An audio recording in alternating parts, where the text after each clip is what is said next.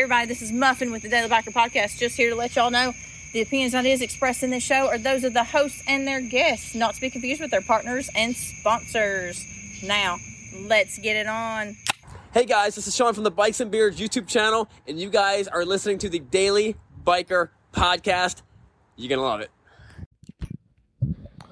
That's what I must have done. It's all yours, sir.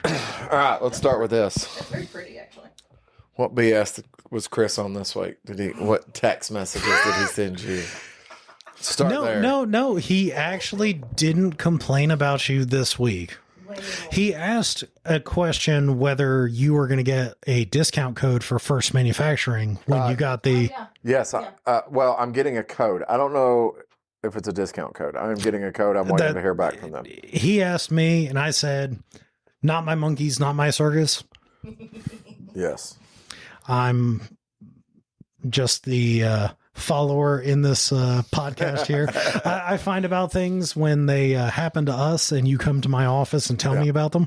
So I will have... But he's been working on the Dyna, and it looks really good. We've had conversations about that. Yeah. So I will have information from First Manufacturing when I get that. I will mention it on here. There'll also end up being a link on the podcast Instagram page. I don't know if it's a discount, but it is a great way to just show your appreciation for the podcast. Absolutely. I mean, because if you're already going to be like, oh, I'm already going to be buying one, well, you're probably not getting a discount anyways. So use the code. We get a little kickback, and it shows that you like the podcast. I mean, if they want to send me a leather jacket, I will test out a leather jacket. You got to give me a minute. I'm just saying, out of the three of us, who wears a leather jacket? And I would buy they have the 50s, like fawn style. That's the one I'd make them. Well, I mean, you've seen my brown leather jacket that I wear. Yeah. Yeah, but that's like, it's different than what I'm talking about. What I'm talking about is like the one that like snaps over, like the black, like grease. Oh, the grease? No, okay. Yeah, the black leather. Yeah, with a belt. Yep. Yeah. That thing is loud. It is loud. It is. I actually kind of like the noise. Yeah. There you go. You put it on the nightstand. You can go to sleep with it. I'm gonna get her that's a metronome. So that is just so you know. So I've regulated that. That is perfectly timed. So that is basically a 1 second metronome. We're talking about a watch, people. I gave Marcus a pocket watch, a Smith's pocket watch. So anybody that owns a Triumph motorcycle from 1950 something to 72, 74, you probably saw Smith's on the dial. The company that made those gauges also made watches, also made gauges. A lot of gauges for things. For stuff that goes a lot faster than motorcycles. Yes, airplanes. So, because the joke was maybe in 75, and I said I haven't had a pocket watch since I wore a waistcoat and caught the train when I was in middle school. So, anyways, hey, everybody, I didn't know the train went to Appleton. Yes. It actually does. Yeah. Oh, that's... Yeah. There's train tracks right through the... Appleton is split in half by train tracks. That's true. I forgot. So back to it. Which is perfect. The train's running late. He gave it to me from a tism. Oh, the tism. Hey, everybody. Welcome back to the Daily Biker Podcast. If you hear the ticking, it keeps Marcus in check. Daniel's throwing me off. I have this muffin. Hey, y'all. So that's all I got today. Don't worry about me. Daniel's just in the corner. You don't put baby in the corner. Baby's not in the corner. Baby's in Stephanie's arms. I mean, That is true. Walking around in Stephanie's arms. We let can me hear see that thing real quick. Put that next to the microphone. Yeah. See if See if it picks it up. it should. Yeah. I hope that picked up. That is Yes. we can hear it just in the room. Yeah. Yes. So that is a 1938 Smith's pocket watch. Could you imagine, like, trying to hide? It's like, shut up. it would have been broken, which is probably why there's not very many of those around anymore. I better be quiet. I hear something. I think it's a time bomb. It's what it sounds like. It does. It does, doesn't it? It's from a movie. It really is that same, like, you imagine a couple sticks of dynamite tied underneath it. Well, I mean, they did all have pocket watches on the top of That's them. what or happened to like my the last big pocket alarm. watch. It was either a big alarm clock or a pocket watch. We used it for a bank robbery, or not a bank robbery, a train robbery. I'm going to call TVFCU. I didn't say credit union.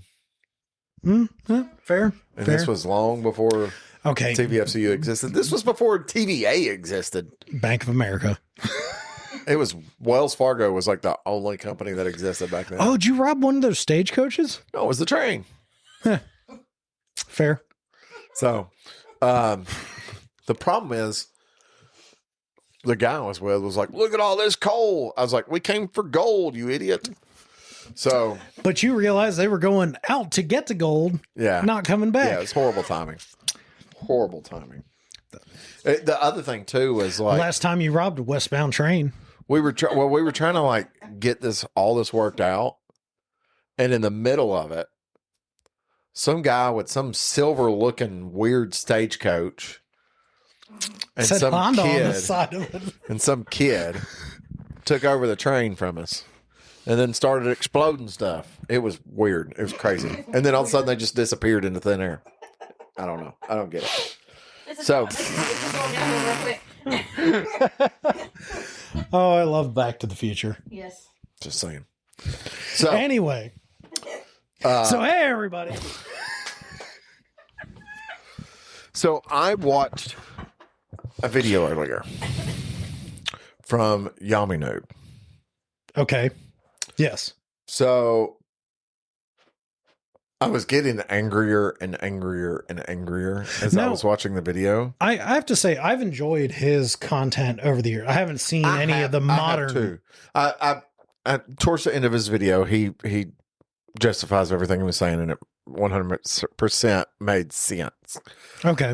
It was just his approach. Fair enough. Sometimes can be a little jabbing. What was the topic? So the actual topic, or how did it start and make you think the topic was? How did he portray it in the video? And then you can tell me the actual topic. What he portrayed in the video was that even though Harley Davidson makes up 33% of motorcycle sales in the United States. It's actually less today. Well, this video is 3 days old. That makes sense. So Harley got hit hard the other day, like in the financial world. Harley's basically oh, that's not don't Harley. touch. That's not Harley. Harley corporate. Harley Financial is not Harley anymore. Oh, did they separate everything? They've never were together, and they never were together. No, Harley did not own Harley Financial Services. that's not what I'm talking about. Are you talking about Harley Davidson corporate? Yes, because Harley Davidson's a publicly traded company. Yeah. Harley corporate financially is not doing well. I don't think they ever have. Well, they got bumped down to an F rating as far as investment goes. Yeah, I don't think they've ever done good. Yes, they have. Well, no, I know people that have had Harley stock since the 90s, and Yeah, they were like, No, I had no, $90 in 1990, and now I have $100 in Harley stock. Like, that's what, yeah. Would you stop talking about Bill like that? But no, actually, I'm talking about other employees at the dealership. God damn, really? Yes. So, but that's what I'm saying. Like, to say, oh, they're not good. No. This is actually the first time that Harley Davidson, as a publicly traded entity, has gotten an F rating as far as what they're. Is that because the way that the FTC grades now did not exist when they sold to AMF? They weren't publicly traded back then. Yeah. No, not in the same way they're publicly traded today. I'll take your word for it. Moving on. Yep. Fair. We're talking about two different things. Perfectly Right. fine. That's Yeah. why We're Yeah. never going to look. Last time we did this, it took the entire podcast for us to end up on the same page. I'm not going that route. Yeah. Back to the point. Yes. So he was saying that Harley made up 33%, but it was because of when you go on a road trip cross country, you see Harleys. And when you hear about bike weeks, it's Harley. So the perception was that there was more Harleys. Now, even though they only make up 33%, but what it came back around to was because once he started bringing in the percentage of ownership across the world and stuff like that for Harley Davidson in comparison to the U.S. and stuff like that, it ended up being basically 97% of the world does not own Harley Davidsons. Now, I think those are skewed numbers because I would say only 50% of the world even really has motorcycles. Actually, well, are we talking about total population or just of motorcycle riders? I don't know. He didn't go into that. Okay. That's the problem. So that's what I would say. Like if you said, that's part of the issue. You know, if we're talking about like the world population of people that ride motorcycles, Yeah. I would say that you'd probably be looking at 30 something percent that own a Harley or have owned a Harley. Right. Well, what it is with him a lot of times is that that clickbaity stuff, the way he does it, the way he presents it. And what it was talking about what he overall theme was bikes used for different purposes. Because in the United States, you want to compare a Harley to a Goldwing price point. Okay, that's fine. You can't do that in Europe because that Harley's $10,000 more because of different types of tariffs and stuff like that. Absolutely. So, which 100% makes sense. Well, I mean, just like we were talking to from Norway, Pete, the Harley being like 90 grand. Yeah. Like in US dollars. But I'd imagine everything up there is expensive. Well, yeah, but I mean the equivalent, like that's a luxury item. Like I don't have $90,000 to spend on a motorcycle. No. So I'm going to buy an old Honda. But what he did say at the end of his video was that other motorcycles need to get out there and ride their motorcycles more. He goes, because it's not uncommon to see a 10-year-old Harley Davidson with 50,000 miles. Yeah. Because he's talking about the average large cruiser, not just counting Harley, but average large displacement cruiser bike usually does between 5 to 10,000 miles a year. I mean, pretty much other than a Goldwing, like a Honda, the Goldwing. Yeah. You're not going to, most people don't ride their bikes. Correct. And that's kind of what the video at the end of the video, that's kind of what it came down to, because he was talking about like sport bike guys. They typically don't, on average, don't shoot the messenger. If you want to blame somebody, go to Yummy Noob's YouTube page and drop at him. Do between 1 to 2,000 miles a year. Well, yeah, because that's between tire changes. And that big touring bikes typically do between 5 to 10,000 miles a year. Yeah, absolutely. But I think part of that is because, you know, you have a sport bike. I do. You have a touring bike. I do. You rode your sport bike to Sturgis. I did. But the touring bike would probably be a more comfortable ride to go to Sturgis on. Absolutely. If it got better gas mileage, I probably would have rode it. So if I had a fuel gauge, I probably would have rode it. Like I think that's kind of like more that point that he was trying to make, is that the reason when you're in these flyover states and you see the motorcycles go by and they're Harleys is because they're out cruising the country. Yes. So yeah, but they also, you know, it'll be a Harley and a Goldwing or a BMW GS, whatever. Yeah. Like the big touring bikes. Well, that's the thing. At the end of this video, you just have to watch it. At the end of the video, it's not pro or anti Harley. Yeah. At the end of the video, it's anti letting your motorcycle sit in your garage. Hell yeah. Is what it actually is. Well, I mean, just the way he starts it and that clickbaity stuff he does. Well, you kind of have to nowadays if you think about it. Like when you're talking about YouTube, I don't either. I don't like it. But at the same time, because putting it out there, and I don't know the title of the video, but I'm assuming it said something negative about Harleys. Yes. So immediately everybody that rides a Harley that's on YouTube clicks on it. Well, it's like, okay, call it 30%. Call it whatever you you want. Yeah. Okay. Call it 25%. Okay. How many different motorcycle brands do you have an option in the United States? You 10, 15 Okay. total. Right. Yeah, I mean, so that, call it like, 25%. And he's like, 25% of motorcycle sales in the United States are Harleys. That's a pretty big chunk out of 10 to 15 different brands you have to choose from. which, I mean, to be fair, Harley's the only U.S. brand anymore. But that's not how he put it out there. He put it out as, because he was saying 33% of, but it was 67% of riders won't buy a Harley, is how it was branded. Okay. Yeah. You see, you see what I'm saying? But that's not what, that is not even what the video was about. It was. Well, And I mean, don't like that stuff. Fair. And Yami Noob, if this gets back to you, send me a text. I will have that debate with you. No, not even a debate, because technically we agree. There is no debate here. Well, no, I'm talking If I can about ride your goddamn motorcycle, get it out of the garage. I'm being clickbaity. Yes. Tell Yami Noob to ride his motorcycle and get out of the garage. What happened to Walter Riffick? All his videos were of him riding his motorcycle. Look, I don't really do the YouTube stuff. I don't watch anything, to be completely honest. Vlogging has literally gone from riding and recording to sitting in your garage talking about motorcycles. I mean, we are sitting in my office talking about motorcycles. Correct, but I just got off of a day of working with motorcycles. Fair enough.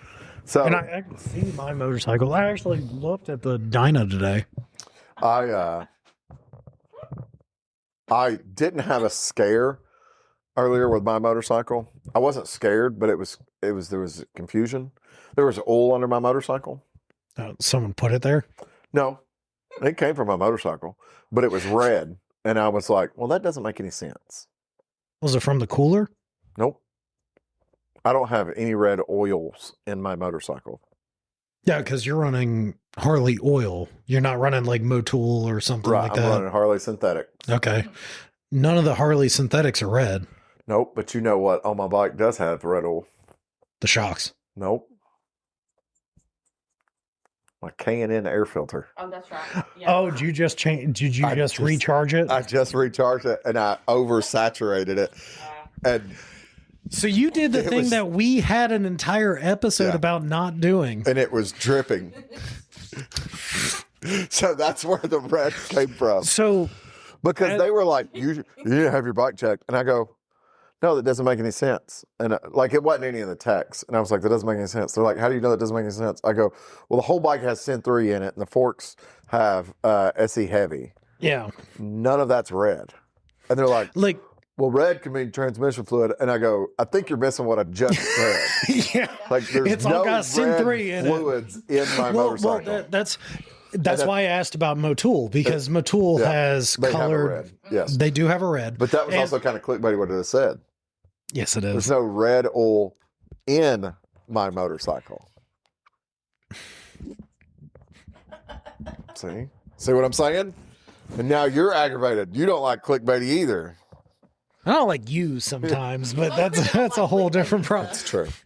As a car person, if I see red underneath the vehicle, it's transmission fluid. Yeah, it's ATF. 100% it's ATF. Doesn't matter what brand it is, it's ATF. I just hope they're wearing level 4 plates. I want to say that you can video. Fix that problem. Pick the microphone up. That video, though. Yeah. Have you seen it where the ATF guy is hollering at the guy in the woods? Hey, what does he say? I think he says you have a tax stamp for that or something. Yes. You have a tax stamp for that? Those level 4 plates. Okay, we got to get out of here.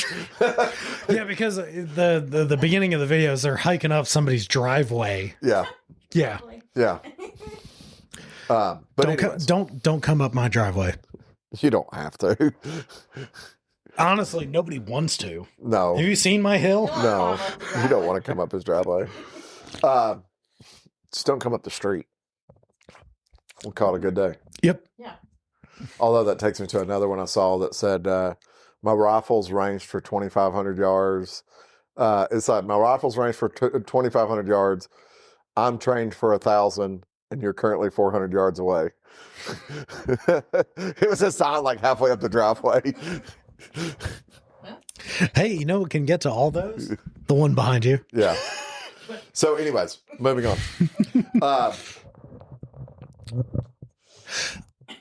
The point of it was get out and ride, which is the thing that we talk about all the time, getting out and ride. Absolutely. You know, I've had sport bikes that have had 20, 30,000 miles on them because I rode them. Yeah. But so many people don't. I mean, you know, me and you are, I would say, anomalies in the riding sphere. We actually do ride the motorcycle. More people buy the bike and especially someone like me. I have a lot of motorcycles. Well, so today, Indian Chris. Okay. Yes.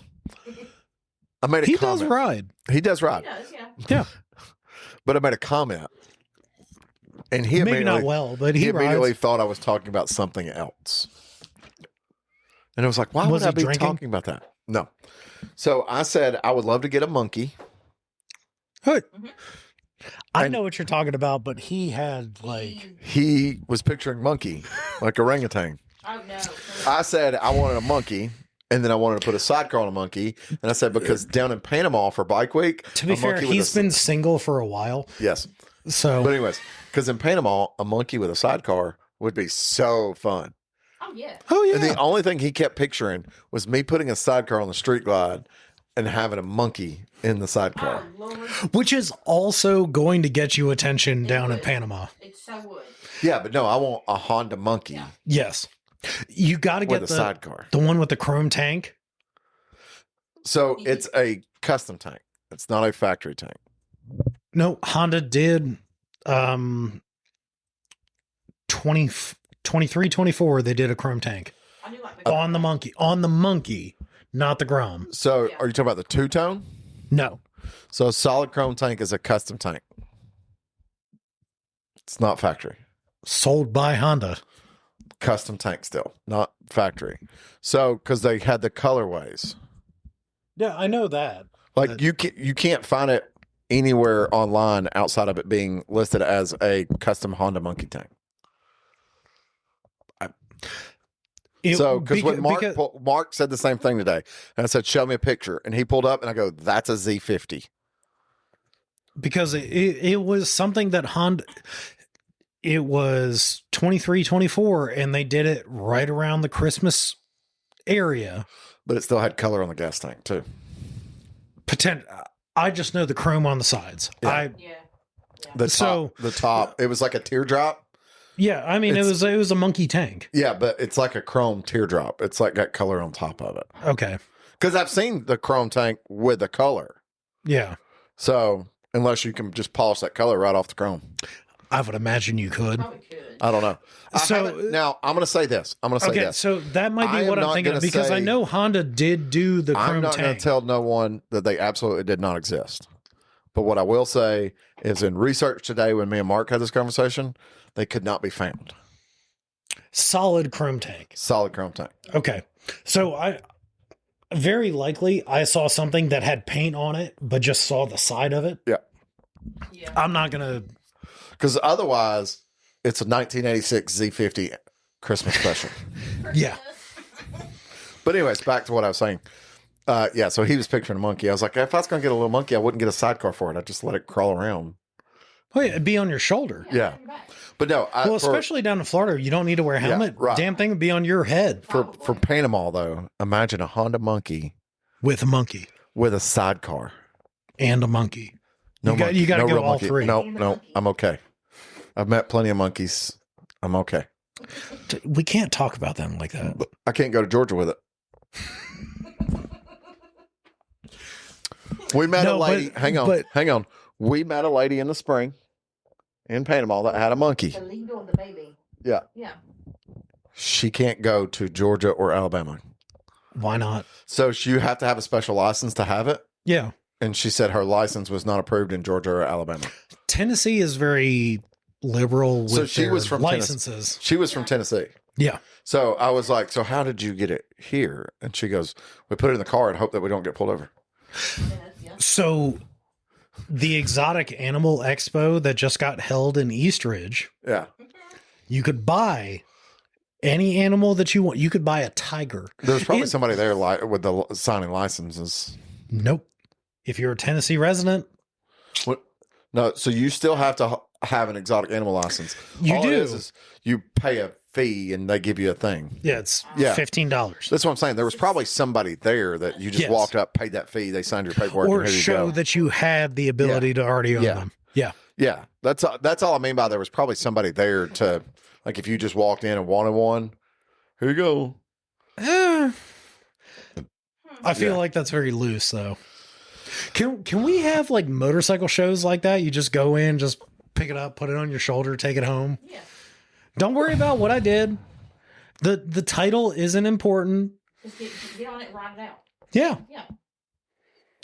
I want to see you pick up a gold wing and set it on your shoulder and walk out. I'm thinking about a Honda Monkey. Because I'm going to tell you, I'd have problems picking up a Honda Monkey and putting it on my shoulder and walking out. Because I'm going to tell you right now, I've picked up a Grom. I'd put a monkey on my shoulder and then I'd fall over and I'd probably be dead. I've picked up that Grom and I've picked up that 100, the XR 100. Oh, I thought you were talking about the Navi for a second. The 90. That's a 90. Is the Navi a 90? I Yes. thought the Navi was a 100. Navi's a 90 because it falls below helmet specs for some places. With the exception of Tennessee. Yes, 59 cc's in Tennessee is your helmet. If you have something over 59 cc's, wear a helmet. You will be pulled over. Street legal. Yeah. Street legal over 59 cc's. Under anything street legal in Tennessee, you got to have a helmet. Is it really? You got to have a helmet on a bicycle riding down the road. That's gay. They don't really stop the bicycles. They should. Ask me how I know. You never been stopped? I would Nope. like to see 49cc scooter. Stop a bicycle. Got stopped. Got to have a helmet. Do you know why? The scooter was street legal. I was in my neighborhood. I was on public roads. I was in my neighborhood. He didn't ask for driver's license or anything like that. Is it street legal? The whole thing was, if you're going to ride a street legal vehicle, yeah. you have, like motorcycle or scooter, you have to have a helmet in the state of Tennessee. You know what? I'm actually okay with that. So I found out later, years later, in conversation, almost the exact same conversation Yeah. with a police officer, and they're like, "You're technically supposed to have it if you're riding a bicycle on the road." They go, "We just don't typically do anything about the bicycles because, What are you going to do? yeah, how are you going to stop as many people that are, yeah." Well, if you I go, mean, I would love the that cyclists to are be wearing the cyclists are wearing helmets. Are they though? Yeah, it's the people with bicycles that are questionable if it's theirs or not, is the ones that aren't wearing helmets. Fair enough. Well.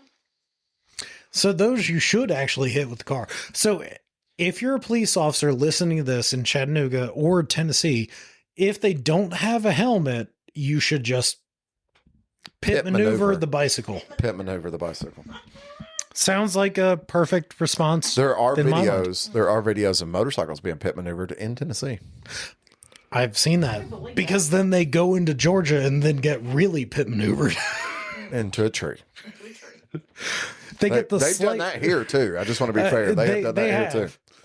But GSP is known for killing motorcyclists. What's funny is when I used to ride. So for those of you that don't know, When you used to ride, for those of you that don't know, I have two brothers that are in law enforcement. And when I used to ride along with the one that works for the sheriff's department, we were in a rural area. He wouldn't pull out and chase a bike, but we'd be on like East Brenner Road in Appleton, and a bike would run past us running 100 miles an hour. He would call in and be like, "Hey, there's a bike headed this direction, heavy excess of the speed. I'm just going to follow that direction." It wasn't a chase. Never turned on the lights. Never went fast or anything like that. Follow is not a chase. Well, we never even broke the speed limit. Nope. You're just We're going travel that in that direction. But what he would always say, and I don't remember what the code was, but essentially it was, we're going to go this direction and see if we can find the scene of the accident. Oh, God.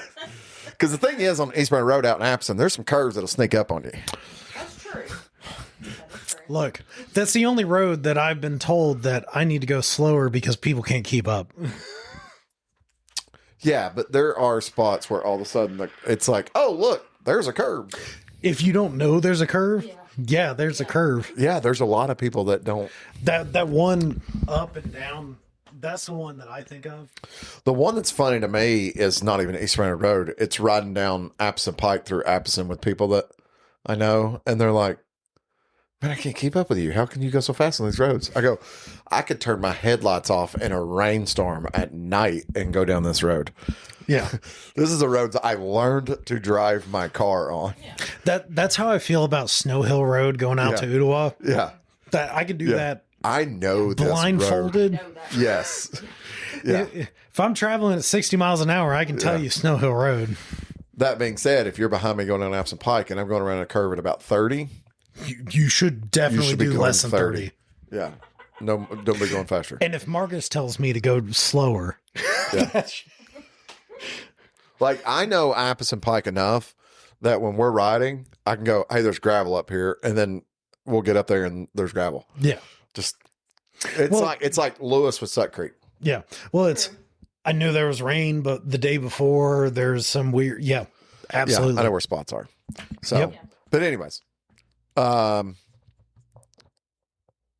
circle everything back around. Ride your damn motorcycle. Exactly. Yes. And on that bombshell. Hey everybody, this is Sean at White Lightning Harley Davidson. I want to thank you for listening to the Daily Biker Podcast. You can reach the podcast on Facebook or Instagram at The Daily Biker, or you can email the podcast at thedailybiker@gmail.com. Be sure to keep an eye on White Lightning Harley Davidson social media pages for the most up-to-date information on all our events and where you can find the boys.